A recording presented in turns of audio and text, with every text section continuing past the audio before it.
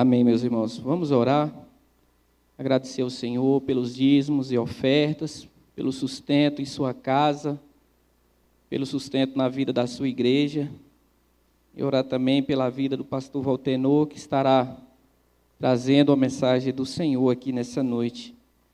Ó Pai, nós mais uma vez nos rendemos em gratidão diante do Senhor, Deus. Ó Deus, sem dúvida, o Senhor, Pai, tem cuidado de nós. Ó Deus, isso é um fato. Ó Deus, não é uma teoria. Ó Deus, não é de ouvir falar, Senhor, mas é um fato. O Senhor tem cuidado de nós. O Senhor tem cuidado do teu povo, da tua igreja, ó Deus, e nada, ó Deus, tem faltado. Ó Pai, em nossas casas, nas nossas mesas, nas nossas famílias. O Senhor, ó Pai, verdadeiramente é o pão da vida, aquele que supre as necessidades físicas, mas também as necessidades espirituais. E nós te louvamos, ó Deus, por isso. Abençoe, Deus, cada dízimo e oferta que foi entregada aqui nessa noite, a vida de cada irmão e irmã, que com coração, ó Deus, grato ao Senhor, tem devolvido aquilo que é teu. Pai, também nesse momento, ó Deus, queremos apresentar a vida do teu servo, a vida do pastor Valtenor, que ele seja a boca do Senhor aqui nessa noite, Senhor. Que o Senhor, Deus, venha revelar a boa e perfeita e agradável vontade do Senhor para as nossas vidas, por meio da tua palavra e por meio do teu servo, Senhor. Usa, ó Deus, o teu servo poderosamente aqui nesse instante. Assim nós oramos e te pedimos, ó Deus, em nome de Jesus, para a glória de Jesus. Amém. Amém. Boa noite, a graça e a paz de Cristo. Amém. Deus abençoe sua vida, continue abençoando, lhe agraciando. Quero convidar você a abrir sua Bíblia no Evangelho de Lucas, capítulo 22.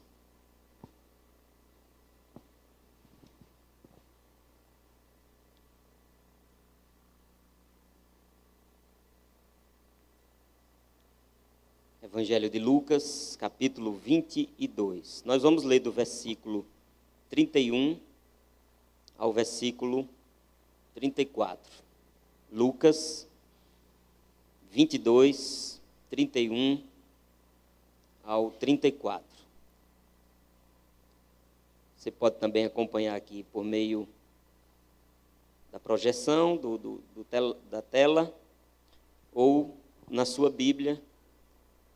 Diz assim a palavra do Senhor. Simão, Simão, eis que Satanás vos reclamou para vos peneirar como trigo. Eu, porém, roguei por ti, para que tua fé não desfaleça.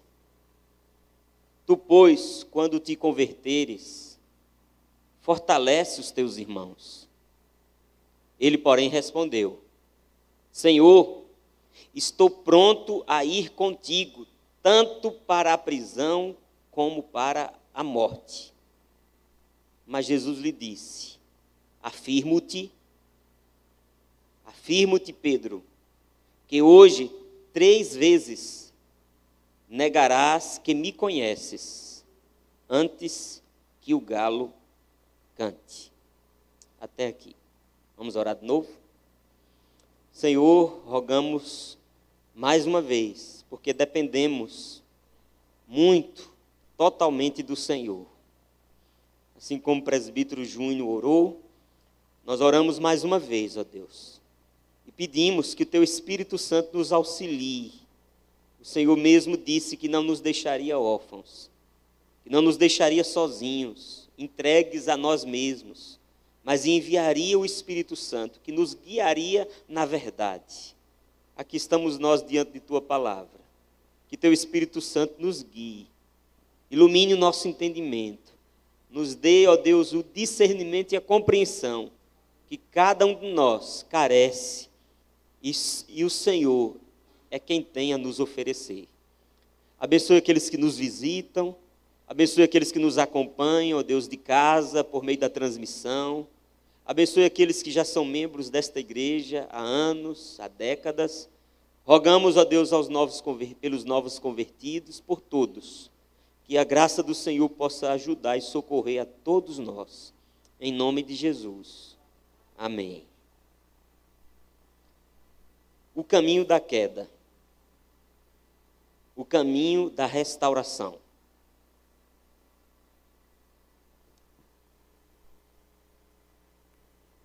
Eu quero falar nesta noite sobre a cura de Deus para a queda espiritual. Há caminhos que nos levam à queda, mas há caminhos que nos levam à restauração. Mas antes de falar sobre isso, eu gostaria de chamar a atenção acerca de alguns dados. A cada dia cresce o número de crentes caídos, afastados de Deus, afastados da igreja, distanciados de Deus, do seu rebanho, de sua família, do seu aprisco. Talvez, dizem algumas pessoas, os excluídos seriam hoje a maior denominação do Brasil, somando milhões e milhões de almas, que em algum momento ou por algum motivo deixaram de andar nos caminhos do Senhor. Isso é triste, é alarmante. Mas além deste elevado número de pessoas afastadas da igreja, existe um outro grupo, não sei se maior, equivalente, tomara que menor, dos afastados nas igrejas. São aqueles que não abandonaram o costume de vir às reuniões dominicais, mas que, embora venham aos templos e participem das reuniões, há muito tempo já perderam a alegria de participar delas. Já não desfrutam de uma íntima comunhão com Deus. Já não têm alegria de estar nos átrios do Senhor. Se fazem por dever, por obrigação, por mera religiosidade. Estão afastados nas igrejas. Deixaram aquilo que Apocalipse chama, capítulo 2, versículo 4, o primeiro amor. A paixão, o ardor, o fervor, o desejo, o anelo pela presença do Senhor já não mais existe em seus corações. Devemos estar certos, todos nós, os que estão aqui no templo e quem nos acompanha de casa, de uma coisa é certa: qualquer um de nós está sujeito à queda. Qualquer um de nós. Por isso, nós encontramos aquela advertência do apóstolo Paulo em 1 Coríntios 10, 12. Aquele, pois, que pensa estar em pé, veja que não caia. Cuidado para que não caia. Crentes novos ou antigos, pastores, missionários, evangelistas, presbíteros, diáconos, servos e servas de Deus, todos nós corremos o risco de cair, de nos desviar, de nos esfriar, de nos afastarmos de Deus, de sua graça, de sua presença. Por isso o Senhor nos alerta, por meio de sua palavra, que não caiamos.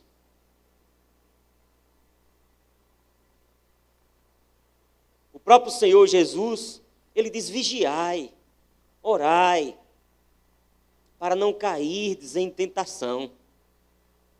São advertências bíblicas. São preceitos do Senhor que nos adverte sobre o perigo da queda. Por isso o Senhor nos alerta por meio da sua palavra a que não caiamos. Mas esse mesmo Deus que nos alerta sobre o perigo da queda, também nos ensina, por meio da mesma palavra, que a queda não é o fim. Que a queda não é o fim.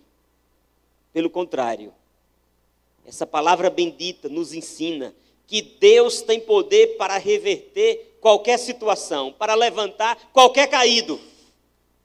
A sua graça é poderosa para nos socorrer. O texto que nós lemos, de Lucas capítulo 22, fala sobre um gigante da fé, um homem de Deus, temente ao Senhor, o apóstolo Pedro.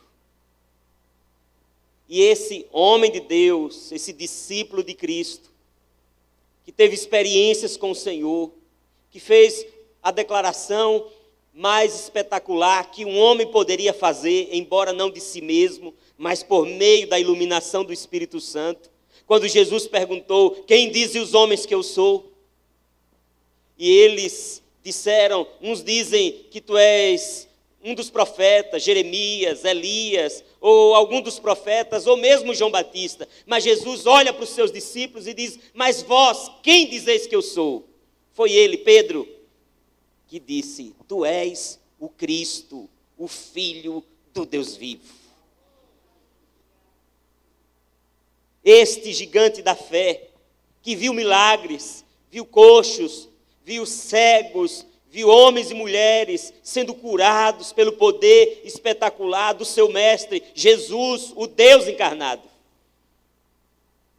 Mas esse gigante da fé passou pela triste experiência da queda. Sendo um líder entre os discípulos, sendo um crente consagrado, um homem com inúmeras experiências com o Senhor, ele, Pedro, nunca poderia imaginar que um dia se afastaria de Cristo a ponto de negá-lo. A ponto de negá-lo. É sobre esse caminho, o caminho da queda, que primeiramente eu quero compartilhar contigo, olhando para o Evangelho de Lucas e outras passagens paralelas a esse episódio. E o primeiro passo de Pedro no caminho da queda, que é também a primeira atitude que devemos evitar se não quisermos cair, se chama autossuficiência. Autossuficiência. O que a gente percebe nesse texto e em outros textos é que Pedro desenvolvera uma confiança vaidosa em si mesmo. É que Pedro desenvolvera uma perigosa posição de independência do auxílio de Deus. Achava que qualquer um poderia pecar, menos ele. Que qualquer um poderia cair, menos ele. Veja, quando Jesus adverte a Pedro sobre o perigo, sobre a ação de Satanás contra ele e os discípulos. Mas para isso eu gostaria que você abrisse no Evangelho de Marcos. Os estudiosos dizem que Marcos escreveu esse Evangelho relatando o testemunho de Pedro. O Evangelho de Marcos talvez poderia ser denominado também como o Evangelho de Pedro, porque é um relato de Pedro sobre o que ele ouviu, o que ele viveu, o que ele experimentou. E Marcos capítulo 14, versículo 29, neste mesmo contexto em que Pedro é avisado, é advertido sobre o perigo da queda, ele responde ao Senhor no versículo 29 de Marcos capítulo 14, da seguinte forma: disse-lhe Pedro, ainda que todos se escandalizem, eu jamais. A autossuficiência, o orgulho vaidoso, a independência, estava muito presente no espírito de Pedro. Veja o que é que, após Jesus adverti-lo no versículo 30, do que estava por acontecer, Pedro, no versículo 31, diz: ele insistia com mais veemência: ainda que me seja necessário morrer, de nenhum modo te negarei. Essa confiança vaidosa em si mesmo se tornou uma posição de independência do auxílio de Deus. Ele achava que qualquer um poderia pecar, menos ele. Pedro sabia que alguns crentes poderiam cair, mas tinha certeza de que isso nunca lhe aconteceria. Ocorre, irmãos, que quando nos colocamos acima da possibilidade da queda, tornamo-nos os mais sérios candidatos a ela. Quando eu, quando você, quando nós, mesmo depois de 10, de 20, de 30 anos, mesmo depois de ter lido toda a Bíblia, mesmo depois de ter vivido todas as experiências extraordinárias, mesmo depois de toda a bagagem espiritual que nós temos, quando nos colocamos acima da possibilidade da queda, tornamo-nos os mais sérios candidatos a ela. Foi esse o erro de Pedro. E tem sido o erro de muitos. Autossuficientes, soberbos, presunçosos, cheios de si mesmo.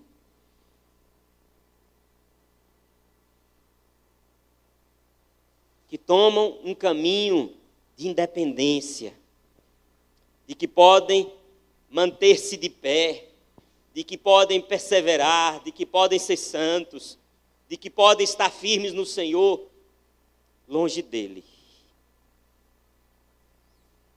Queridos, precisamos reconhecer a nossa fraqueza. Nós precisamos reconhecer o fato de que todos nós, pecadores, estamos sujeitos à queda. Precisamos todos nós, independente da experiência que você já tenha tido, quantos homens de Deus nós já vimos de pé, que nunca imaginávamos que poderia hoje ter apostatado da fé, ter relativizado as Escrituras, ter se afastado e ter caído de uma forma tão triste. Por isso, o alerta de Cristo é que precisamos ficar alertas e depositar em Jesus a nossa confiança para permanecermos de pé, para permanecermos firmes. Agindo assim, e só agindo assim, continuaremos perto do Mestre, amando o Mestre, clamando pelo Mestre, suplicando ao Mestre. O problema é que muitas vezes nós nos achamos autossuficientes, cheios de nós mesmos, e deixamos de ler a Bíblia, porque achamos que depois de tanta coisa que eu já adquiri, ninguém mais pode me derrubar. Deixamos de orar, deixamos de depender, deixamos de suplicar, deixamos de implorar como um dia fizemos no início. Como um dia fizemos no início, em que clamávamos: Senhor, tenha misericórdia de mim, Senhor, me ajuda, Senhor, não me deixa desviar, Senhor, me segura a minha mão, ó Deus, senão vou me perder. Mas Pedro entrou pelo caminho da autossuficiência. E esse foi o primeiro passo em direção à desgraça.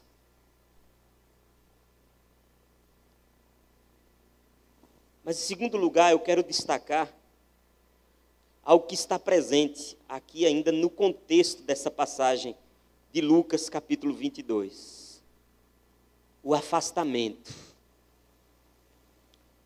Pedro caiu não só pela autossuficiência, mas, em segundo lugar, nós podemos detectar a atitude que explica por que ele caiu. Veja Lucas, capítulo 22, versículo 54. Então, prendendo a Cristo, o levaram e o conduziram na casa do sumo sacerdote. E o final do versículo 54 diz o quê? Pedro seguia de longe. O que podemos detectar nessa segunda atitude explica um pouco o porquê de sua queda. Ele passou a seguir o Senhor de longe. Não abandonou por completo, mas passou a segui-lo em uma distância cautelosa, uma distância que não o comprometia, uma distância para evitar os guardas e os fariseus, uma distância para evitar ser associado com aquele que agora é considerado um criminoso, uma distância para não ter o mesmo destino de Jesus. Nós sabemos que é muito raro alguém se afastar de Cristo repentinamente, de uma hora para outra. O que normalmente ocorre é que a queda é precedida de um período paulatino de enfraquecimento. É como uma erosão, em que o terreno vai sofrendo a ação do tempo, da água, do vento, vai erodindo, vai sendo consumido, vai aos poucos. E quando percebemos, agora no que diz respeito à nossa vida espiritual, no que diz respeito à nossa fé, ao nosso amor, ao nosso temor, ao nosso compromisso, ao nosso desejo pelo Senhor, de repente, quando percebemos, a queda já aconteceu. Nós já nos afastamos. Pedro se afastou, passou a seguir de longe. Com certeza, como no que dizer, querendo aplicar a nossa vida como consequência da autossuficiência. Se achamos que somos bons em nós mesmos, que temos a capacidade em nós mesmos, que somos independentes, consequentemente a gente se afasta, se distancia. Mas longe de Cristo, a gente precisa entender que ficamos indefesos. Da mesma forma que uma ovelha afastada do seu pastor se acha à mercê do lobo. Um servo e uma serva de Deus afastada de Cristo se tornará indefeso. Ao sentir-se autossuficiente por causa do seu orgulho, da sua soberba, da sua independência, de sua vaidade, Pedro permitiu-se ficar distante de Jesus. E desse modo tornou-se vulnerável às forças das trevas, à força do pecado. E as trevas e o pecado agiu contra a sua vida. É por isso, e já antecipando um pouco do que aconteceu na vida de Pedro mais na frente, ao escrever sua carta, a sua primeira carta, no capítulo 5, ele vai advertir, ele vai alertar aos seus leitores, dizendo: o diabo, sede vigilantes, o diabo, vosso adversário, anda em derredor como um leão que ruge, procurando alguém para devorar. Meus irmãos e irmãs, quando ficamos longe do Senhor, automaticamente ficamos perto do mundo. Isso nos leva ao terceiro passo para a queda de Pedro: o comprometimento. Eu explico. Veja o que diz Lucas capítulo 22, versículo 55. E quando acenderam fogo no meio do pátio, juntos se assentaram. O que é que diz o final do versículo 55? Pedro tomou lugar entre eles. O passo seguinte de Pedro foi associar-se, juntar-se àqueles que justamente perseguiam e agrediam ao Senhor. Simão Pedro sentou entre eles. Provavelmente ele não via naquilo perigo algum, risco algum. Ainda se sentia suficientemente forte para frequentar aquele ambiente sem se deixar contaminar por ele. Apesar de advertido, em sua autossuficiência, no consequente afastamento do Senhor, como fruto daquele primeiro erro, Pedro então, ele se assenta. Isso me faz lembrar o Salmo 1. O Salmo 1 é interessante porque o primeiro versículo do Salmo 1 nos aponta algo progressivo, ou talvez no olhar nosso, regressivo, no que diz respeito à vida espiritual, no que diz respeito a algo negativo que pode acontecer, registrado ali no Salmo 1. Embora ele é um salmo que fala da bem-aventurança, nos alerta ali sobre o perigo que todos nós incorremos, ou podemos incorrer. O salmo diz assim: bem-aventurado o homem que não anda no conselho dos ímpios, nem se detém no caminho dos pecadores, nem se assenta na roda dos escarnecedores. E aqui tem 3 coisas importantes nesse salmo. Primeiro, o conselho dos ímpios, do homem não piedoso, do homem que não teme ao Senhor. Quantas vezes nós estamos ou podemos estar sob a influência do conselho, das ideologias, dos pensamentos do ímpio. E aqui e ali a gente ouve uma coisa e outra, na TV, nas redes sociais, num bate-papo, na sala de aula, na universidade, de um professor, de um colega, de um amigo, de um familiar. Um conselho, uma palavra solta, que querendo ou não pode influenciar o nosso pensamento, nossas decisões. O apóstolo, ou o escritor do Salmo 1 diz: bem-aventurado aquele que não anda, mas olhemos sobre o aspecto do perigo da gente andar segundo o conselho dos ímpios. Mas o Salmo avança e diz assim: não se detém no caminho dos pecadores. Parece que é aquele momento em que nós andamos e vivemos, e querendo ou não, aqui e ali a gente ouve um conselho, uma ideia, um pensamento, mas de repente a gente para, a gente se detém. E a gente começa a se apegar àquela realidade. Não apenas ouvir o conselho dos ímpios, mas se deter e parar. Ei, agora me chamou a atenção. Mas o final do versículo 1 diz assim: se assenta. Aí o negócio ficou bom.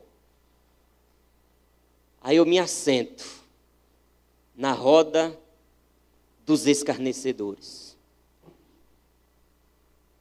Pedro se assentou. Pedro parou. Provavelmente não via naquilo perigo algum. Por algum momento se sentia suficientemente forte para frequentar aquele ambiente sem se deixar contaminar por ele. Afinal, que mal poderia haver em aquecer-se em volta da fogueira, participar da roda dos soldados ou tomar parte na conversa? Talvez alguns dos que estão aqui nessa noite, ou daqueles que nos acompanham aí de casa, também ache que isso não representa perigo. Andar com incrédulos, divertir-se com eles, participar do estilo de vida deles, flertar com o pecado, tudo isso pode parecer, talvez, aos olhos de alguns, inofensivo. A autossuficiência nos leva a afastar do Senhor. E esse afastamento do Senhor nos leva a aproximar de alguma coisa. E aí, embora você ache, ou você pense, que hoje, por você ter mais amizades lá, com os que não temem, com os que não amam, com os que não têm nenhum propósito em seguir o Senhor, seja inofensiva a sua vida. A Bíblia diz, em 1 Coríntios, 15:33. Você não pode se enganar. Sabe por quê? Porque as más conversações corrompem os bons costumes.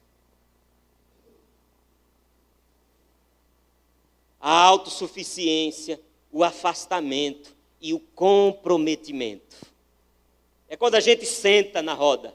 É quando a gente gosta. É quando, de repente, as amizades já não são mais as amizades com os que amam, com os que desejam, com os que seguem, com os que adoram, com os que glorificam, com os que leem a Bíblia, com os que oram, com os que vão ao templo. Mas as nossas amizades, os nossos relacionamentos agora estão comprometidos com outro tipo de pessoas. Isso me faz lembrar um versículo. Eu estou vendo Israel ali. E agradeço pela sua visita, Israel. Israel Vilela, é lá de Lapão. Já não o via há mais de uns 20 anos, pelo menos. E reconheci quando olhei dali, viu? Não estou tão ruim de...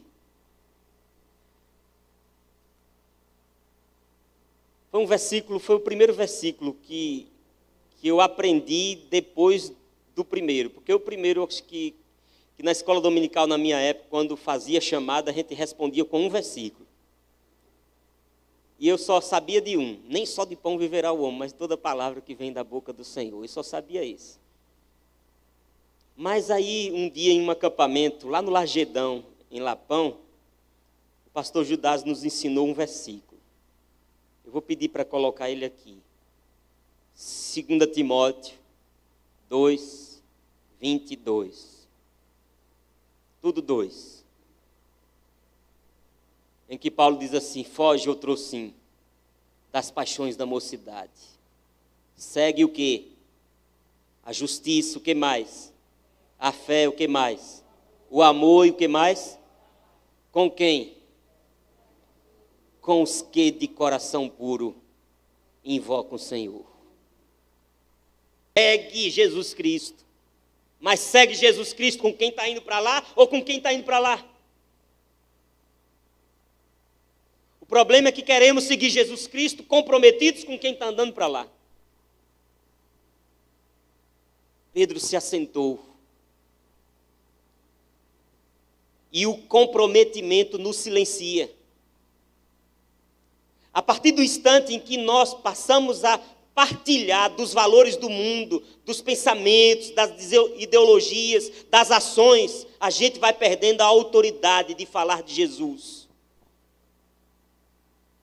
A gente vai perdendo a autoridade de desafiá-los a uma vida diferente, porque nós estamos vivendo do mesmo jeito deles. Sentados à roda dos escarnecedores.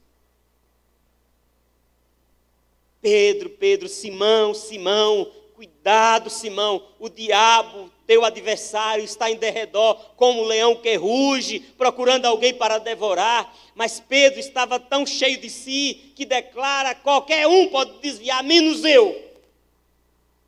Eu jamais, nunca,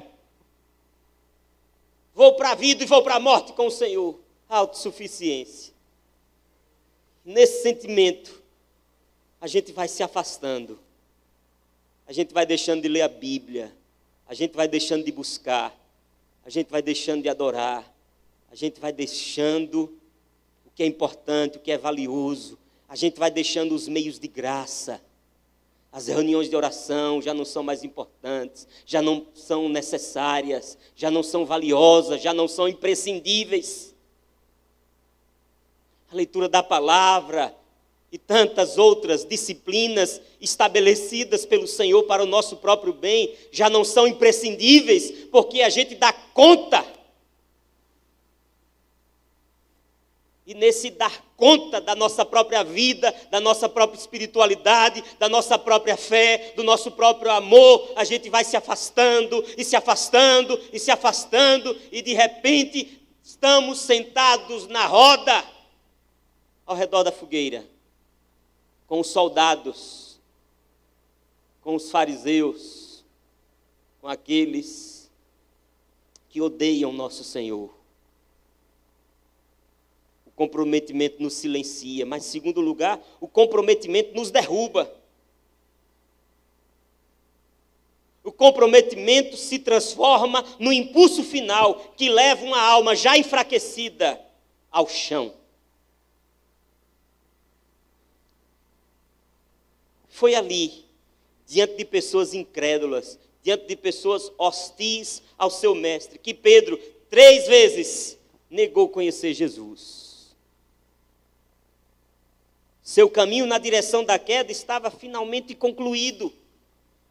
A autossuficiência, o afastamento e o comprometimento com o mundo o haviam levado à condição de um gigante caído, de um gigante por terra. Lucas 22:60 diz assim: Pedro insistia: homem, não compreendo o que dizes. E logo estando ele ainda a falar, cantou o galo. Interessante é que eu chamo a atenção para que você olhe lá para o início, os 56. Ele está lá, ele está à roda, ele tomou lugar entre eles. E nesse meio tempo, uma criada, vendo-o assentado perto do fogo, fitando, disse: este homem estava com ele.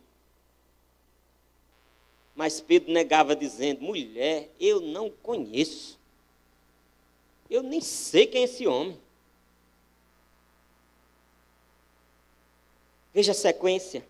Pouco depois, vendo outro o vendo, disse: também tu és dos tais. Pedro, porém, protestava, como nordestino: homem, não sou. Deixe disso. Eu já falei que eu não conheço esse homem. E tendo passado cerca de 1 hora, outro afirmava, dizendo: também este aqui, ó, verdadeiramente estava com ele, porque também é galileu. Mas Pedro insistia: homem, não compreendo o que dizes. E logo estando ele ainda a falar, o galo avisou. Pedro caiu. Pedro negou.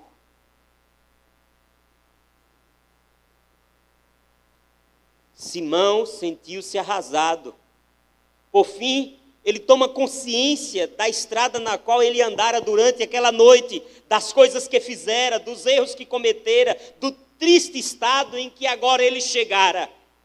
Ele, Pedro, está no chão, caído. Foi como se o mundo desabasse sobre sua cabeça. Uma tristeza enorme apoderou-se de sua alma. Uma ferida profunda abriu no seu coração. Pedro está por terra. Todavia, meus amados irmãos e irmãs, como dissemos no início dessa mensagem, a queda não é o fim. Ela humilha, ela machuca, ela entristece, mas não coloca o eleito de Deus fora de combate. Porque o justo cairá 7 vezes, mas Deus o levantará. Bendito seja o nome do Senhor. E é a partir de agora que eu gostaria de chamar você para a segunda parte dessa mensagem. Os passos de Pedro por uma estrada diferente. Não se trata mais do caminho da queda, mas eu gostaria de tratar agora do caminho da restauração. Vamos ler a Bíblia, capítulo 22, versículos 61 e 62. Eu gostaria de destacar algo importante aqui. O galo acabara de cantar, mas o versículo 61 diz: então, voltando-se o Senhor, fixou os olhos em Pedro, e Pedro se lembrou da palavra do Senhor, que lhe dissera: hoje 3 vezes me negarás, antes de cantar o galo. Então Pedro, saindo dali, o que é que ele fez? Chorou amargamente. Ao ouvir o canto do galo, ele caiu em si. Foi naquele exato momento, quando os guardas tiraram Jesus da casa para conduzi-lo ao sinédrio, que o Senhor, passando por aquele lugar, que o Senhor, passando no pátio daquela casa, ouvindo também o cantar do galo, ele, Jesus, sabia o que já havia acontecido. Ele já havia predito. que aconteceria. Pedro, na sua soberba, diz que jamais. Mas em meio a esse drama da alma de Pedro, do Pedro caído, do Pedro ferido, do Pedro machucado, do Pedro triste, que Jesus olhou para Pedro. Mas não olhou com um olhar de censura, deduzo eu, nem de ressentimento, mas acredito que em um olhar de perdão, de compreensão, de profundo amor, Jesus olhou para Pedro. E Jesus olha para você nessa noite. E Jesus olha para cada um de nós nessa noite. Simão não pôde resistir, então, à força daquele olhar. E o final do versículo 62 diz que, então, ele saiu apressado, noite adentro, arrependido, chorando amargamente. Por isso, o caminho ou atitude para você se reerguer, para você se levantar, para nós colocarmos-nos de pé, é o caminho do arrependimento. Pedro chorou amargamente. Por isso eu posso afirmar que nessas lágrimas está o reconhecimento dos erros cometidos. Nessas lágrimas está a dor da queda. Nessas lágrimas está o pensamento de que tudo o que Jesus estava passando e haveria de passar nas horas seguintes era por causa de sua culpa, do seu orgulho e de todos os pecados que ele cometera e haveria de cometer. Então Pedro chorou, chorou e chorou. Pedro arrependeu-se, Pedro se humilhou, e foi ali, exatamente naquele instante, que ele começou a se levantar. Bendito seja o Senhor. Essa lição é tão importante, que o apóstolo Pedro vai registrar na sua carta, quando ele diz assim: Deus resiste aos soberbos. Ele foi soberbo, ele foi presunçoso, ele foi autossuficiente. E essa atitude o levou à queda. Mas ele dá graça aos humildes. E agora Pedro está sendo humilde, está chorando, está reconhecendo os seus erros, está chorando a dor da sua queda e de saber que a sua atitude errada estava levando o seu Cristo à cruz. Então Pedro chora, se arrepende, se humilha, e foi ali, na sua humilhação, que ele começou a se levantar. Meus irmãos e irmãs, se nos arrependermos, Cristo é aquele que nos recebe de volta. Para que sejamos reerguidos, é preciso que nos arrependamos dos nossos erros, das nossas escolhas, que nos afastaram de Cristo, que nos levaram para nos comprometer ou fazer compromissos com o pecado, com o mundo, com a cultura totalmente antibíblica. O arrependimento implica na admissão da culpa. O arrependimento implica em um desejo sincero de receber o perdão. O arrependimento implica numa mudança verdadeira de atitude. O arrependimento, muitas vezes, é uma experiência dura, sofrida. Mas eu quero dizer para você, presente aqui nesta noite, ou nos acompanhando de onde você está, que o arrependimento é uma atitude necessária. Por isso nós encontramos no resumo, talvez são as palavras, ou o versículo bíblico que melhor resume o conteúdo das pregações de Jesus. Marcos 1,15. Quando ele saiu pregando o evangelho, e o que é que ele pregava? Arrependei-vos. Arrependei-vos. É o resumo das pregações de Jesus. Só quando nos arrependemos, Deus pode nos conduzir ao alto, pela sua misericórdia, por sua graça. Quando reconhecemos nossos erros, nossas falhas, Ele concede graça aos humildes, aos que se esvaziam de si mesmos, para serem tomados pela graça redentora de de Jesus Cristo. O caminho que conduz ao céu começa pelo arrependimento. O caminho que conduz ao avivamento começa pelo arrependimento. Voltando àquela igreja lá em Apocalipse capítulo 2, quando o Senhor diz: tenho porém contra ti que abandonaste o teu primeiro amor. Ele aconselha então esta igreja dizendo: arrependa-te, lembra-te pois de onde caíste, arrependa-te e volta à prática das primeiras obras, volte a depender, volte a orar, volte a buscar, volte a clamar misericórdia, volte a entender que você por si só não consegue manter-se de pé. Só a graça, só a misericórdia, só o amor, só o Espírito Santo, só a presença de Deus há de te manter de pé. Mas se na caminhada da sua vida cristã, você foi autossuficiente, você se ensoberbeceu, você se afastou, você deixou coisas importantes e você se comprometeu na roda e hoje se vê caído, hoje se vê perdido dentro da igreja, hoje se vê afastado, hoje se vê sem fé, sem amor, sem desejo, sem ardor, sem paixão por Cristo, o caminho para você se reerguer, para você se levantar, é o caminho do arrependimento.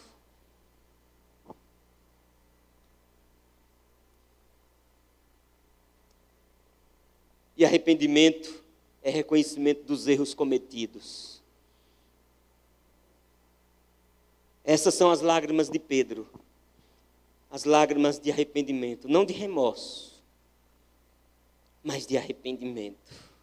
Mas eu quero, em segundo e último lugar, dizer que o caminho que conduz ao céu não apenas é pela trilha do arrependimento, mas é também pela graça de Deus. Eu queria destacar essa expressão, graça de Deus, porque Pedro fora avisado de que seria cirandado, de que seria provado, de que seria chacoalhado, peneirado na peneira do diabo. Mas esse mesmo Jesus que o advertira do perigo da queda, da ação maligna, das tentações, do perigo dos sentimentos que podemos nutrir dentro de nós, que pode nos afastar de Deus e, consequentemente, levar-nos à queda. Esse mesmo Jesus que fez essa advertência, também aqui em Lucas capítulo 22, versículo 32, já dissera que a provisão para a restauração já havia sido providenciada. Porque é dito assim: eu, porém, roguei por ti, para que a tua fé não desfaleça. Tu, pois, Pedro, quando te converteres, fortalece os teus irmãos. Naquele contexto que nós tentamos expor até aqui a vocês, Pedro estivera mais preocupado em exibir a sua força, o seu poder, a sua competência, por meio da sua autossuficiência, do que em escutar a promessa graciosa de Jesus, presente aqui no versículo 32. Mas o que Jesus está dizendo aqui no versículo 32, que apesar do perigo e da queda iminente que estava por acontecer, ele, Jesus, já havia ele mesmo clamado por Pedro, rogado por Pedro, intercedido por Pedro, mediado o favor de Deus a Pedro. Pedro não apenas seria ajudado, mas Pedro, através dessa experiência dolorosa, difícil, humilhante, que envergonha, que entristece, a graça de Deus seria tão abundante, porque onde abundou o pecado, superabundou a graça. E esse Deus da graça é aquele que transforma o amargo em doce, a maldição em bênção, a morte em vida. Que ergue do pó o desvalido e do monturo necessitado. É essa graça que vai socorrer Pedro. O Pedro que está caído, e caído vai ter essa experiência, por mais dolorosa que seja, mas ao levantar-se dessa experiência, convertido, arrependido, com um pensamento diferente, entendendo que ele depende totalmente do Senhor, ele, Pedro, levantaria dali, fortalecido e apto para fortalecer outros. É graças ao cuidado de Cristo que a cada manhã não somos consumidos. É por causa do seu amor que conseguimos nos recuperar da queda, das quedas diárias, dos erros, das escorregadas. E depois da queda, ou apesar da queda, a graça de Deus pode nos levar a um nível de comunhão ainda mais elevado, ainda mais superior do que aquele que você desfrutou antes dela, antes da queda. Isso a graça de Deus pode fazer. Isso a graça de Deus pode realizar. Fazer de você hoje um homem ou mulher mais crente do que o que você foi no início de sua conversão. Mais amante, mais desejoso, mais apaixonado, mais vibrante, mais presente, mais próximo do que tudo aquilo que você foi no início da caminhada, porque Deus é aquele que pode fazer com que a glória da segunda casa seja maior do que da primeira.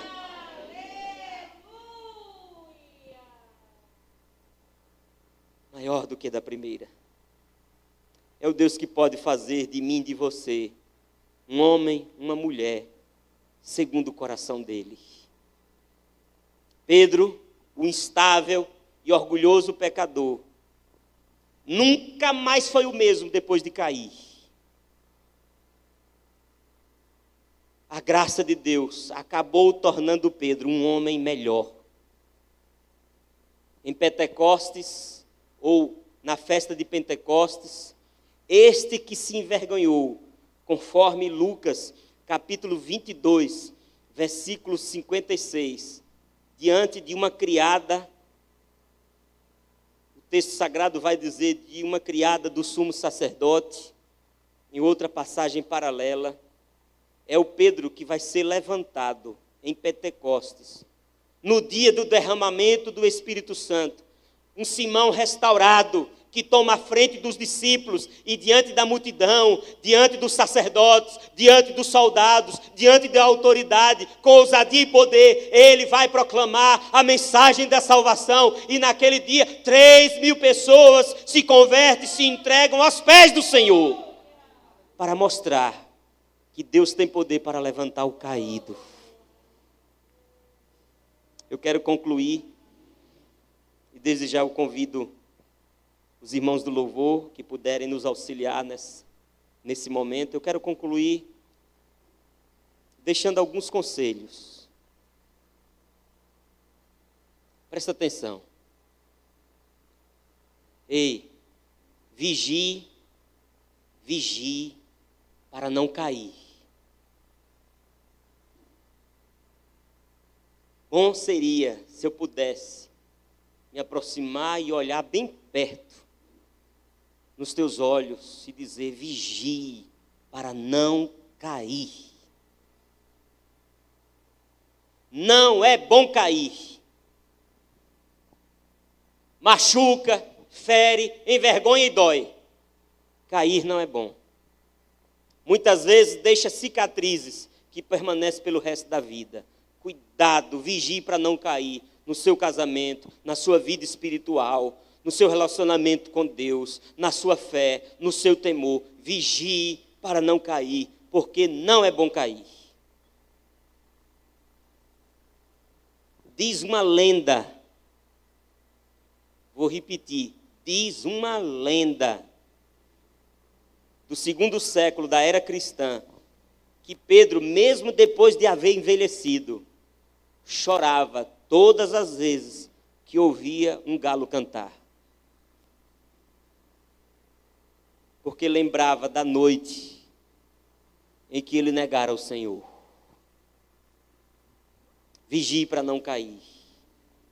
Machuca, fere, envergonha, dói. E deixa cicatrizes que permanecem para o resto da vida. Sim,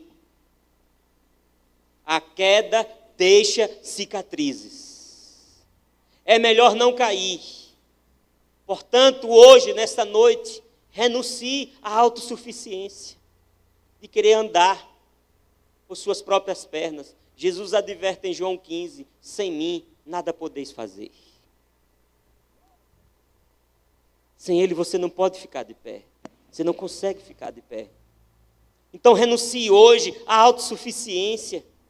Evite o afastamento, você que está se distanciando de Deus e de sua igreja, do pastor e do aprisco, do pai e de sua família. Evite o afastamento. E por último, não se deixe comprometer com o mundo. Não vos associeis com o incrédulo, com o perverso, com o que não teme a Deus. Entretanto, se apesar de todos os esforços você cair, ou se já caiu e está prostrado, lembre-se de que esse não será o seu fim.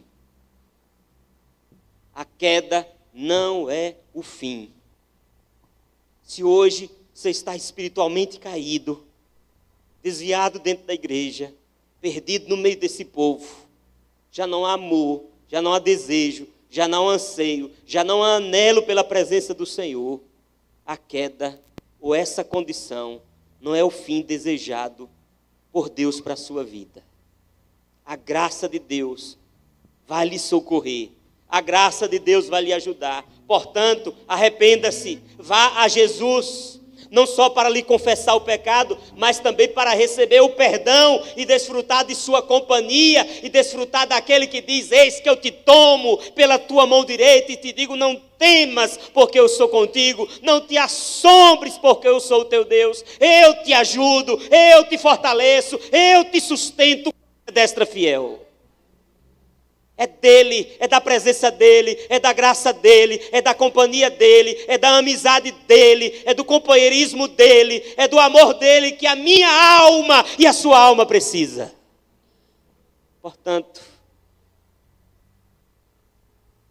se você se vê caído, arrependa-se hoje, vá a Jesus, porque a graça dele é suficiente para restaurar a sua vida. Pela graça de Deus, podemos nos tornar ainda melhores, aprendendo com os nossos erros, levantando e recomeçando. Recomeçando hoje. Vamos ficar em pé? Entretanto, se apesar dos seus esforços você cair, ou se já caiu, lembre-se que isso não é o fim. Hoje, esse momento é um momento de recomeço. É um momento de você se levantar. Você que se afastou, você que está desviado, você que veio nos visitar hoje, já congregou, já participou, já foi um homem tão comprometido em outro momento na sua vida, e hoje está tão distante. Hoje é o dia do reinício. Hoje é o dia da retomada, do recomeço, do levantar-se nessa geração como um homem, uma mulher segundo o coração de Deus. A graça de Deus é quem nos socorre. A graça de Deus é quem nos fortalece. A graça de Deus é quem nos salva. E essa graça lhe convida hoje a se levantar,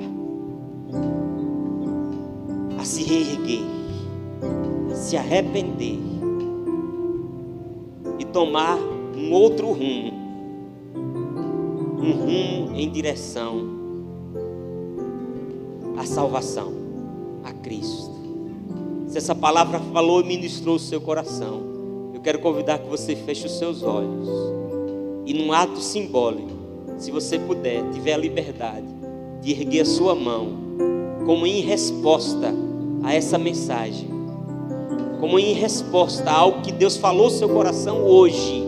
Eu quero convidar você, membro desta igreja, presente aqui há tanto tempo, que em algum momento foi achando e foi deixando e foi se afastando pela autossuficiência, por tantos outros sentimentos pecaminosos, que foi estragando você por dentro e gerou morte espiritual, hoje é o dia da ressurreição, da vida.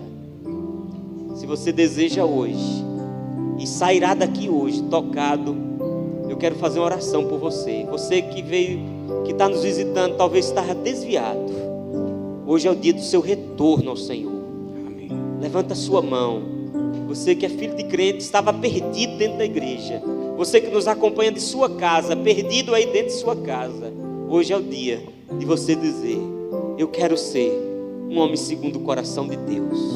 Pai, nesta noite, Tu que sondas mentes e corações, Tu que provas os nossos pensamentos e sentimentos, Tu que vês, ó Deus, o que está no coração deste homem, desta mulher, desse jovem, do membro da igreja, do pastor dessa igreja, do porquê do levantar de sua mão. É porque Tu conheces e sabe, ó Deus, a realidade espiritual que estamos vivendo. Sabe, ó Deus, a realidade e a necessidade que a nossa alma tem do socorro do Senhor, da ajuda do Senhor, do renovo do Senhor, do poder do Espírito do Senhor vindo sobre nós, levantando-nos, ó Deus, fortalecendo os joelhos trôpegos e as mãos vacilantes, para que a gente seja, Deus, homens e mulheres, segundo o coração do Senhor.